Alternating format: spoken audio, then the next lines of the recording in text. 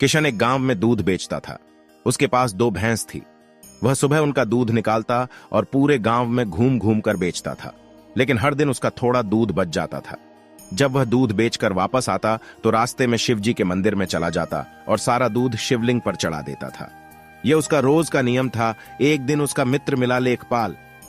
उसने किशन से पूछा, अरे तू इतनी मेहनत से पूरे गांव में दूध बेचता है, फिर जो दूध बच जाता है उसे शिवलिंग पर क्यों चढ़ा देता है? बाकी लोग तो थोड़ा सा दूध पानी मिलाकर चढ़ता है। तू भी ऐसा किया कर और बाकी बचे दूध को जमा कर घी निकालकर बेचकर तुझे बहुत फायदा होगा। किशन ने कहा, भैया मैं पूजा पाठ नहीं जानता, मैं तो भोले बाबा की भक्ति करता हूं।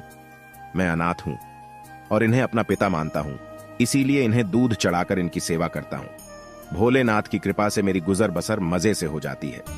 लेखपाल उसे बहुत समझाता है, लेकिन वह नहीं मानता और हर दिन सारा दूध शिवजी पर चढ़ा देता था। एक दिन किशन मंदिर में दूध चढ़ा रहा था।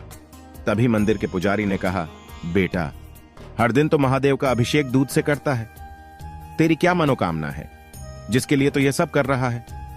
किशन ने कहा, मुझे भोलेनाथ से कुछ नहीं चाहिए। मैं पूजा पाठ तो जानता नहीं हूं।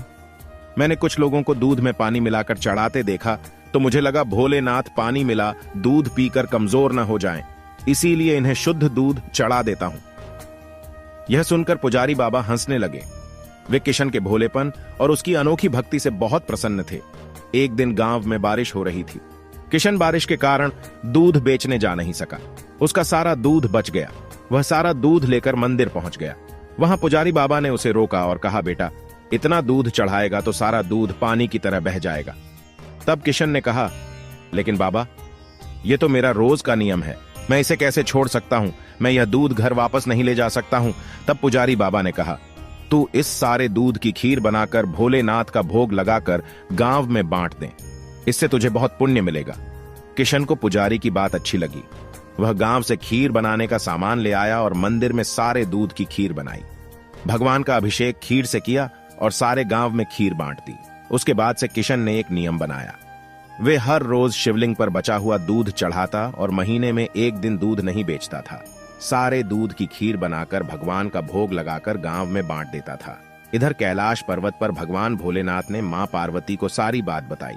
तब पार्वती जी ने कहा, महादेव आपका यह भक्त कभी आपकी पूजा नहीं करता, कभी आपका नाम नहीं लेता, केवल दूध और खीर से अभिषेक करने से आप उससे प्रसन्न हो गए। तब महादेव ने कहा, पार्वती उसकी निश्चल भक्ति ने मेरा मन जीत लिया है। इस संसार में कोई मेरी पूजा मेरी भक्ति किसी कामना से करता है, लेकिन यह मेरा भक्त मुझे अपना पिता मानकर अभिषेक करता है। ये मेरी चिंता करता है कि कहीं पानी मिले दूध के अभिषेक से मैं कमजोर ना हो जाऊं, इसीलिए यह मेरा अभिषेक शुद्ध दूध से करता है। तब पार्वती जी ने कहा, महाराज हमें इसकी परीक्षा लेनी चाहिए। भक्त की परीक्षा लेने के लिए महादेव और पार्वती जी ने सेठ सेठानी का भेष लिया और किशन के घर पहुंच गए।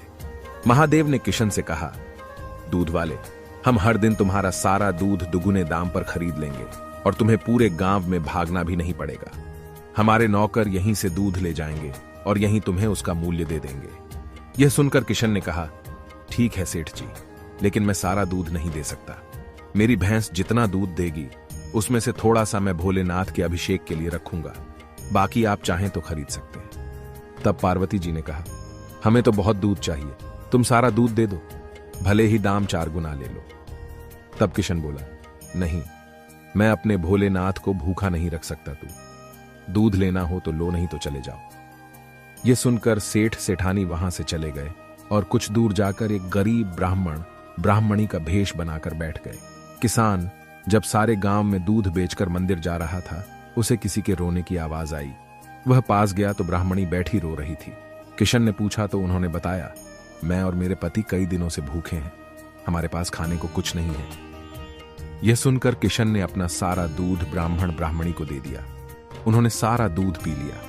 उसके बाद ब्राह्मण ने पूछा, भाई तुम यह दूध कहां ले जा रहे थे? तब किशन ने मंदिर में अभिषेक की बात बताई। यह सुनकर ब्राह्मण ने पूछा, तुमने अपना नियम क्यों तोड़ दिया? तब किशन ने कहा, भगवान भोलेनाथ मेरे पिता हैं, आप भी उन्हीं की संतान हैं। एक पिता स्वयं भूखे रह सकते हैं, लेकिन अपनी संतान को भूखा नहीं रख सकते। भगवान शिव का क्रोध न सह लूंगा। तभी भगवान शिव और मां पार्वती अपने असली रूप में प्रकट हो गए। महादेव को देखकर किशन उनके पैरों में गिर पड़ा। महादेव ने कहा, मैं तुम्हारी सच्ची भक्ति से बहुत प्रसन्न हूं, मांगो क्या मांगते हो। किशन बोला, बाबा मुझे कुछ नहीं चाहिए, बस अपनी भक्ति मुझे दे दीजिए। भगवान शिव ने उससे कहा, तुम मेरे सच्चे भक्त हो, आज से तुम्हें कोई कष्ट नहीं होगा। तुम इस संसार में रहकर मेरी भक्ति करते रहोगे और मरने पर तुम्हें मोक्ष की प्राप्ति होगी। यह कहकर भगवान शिव और मां पार्वती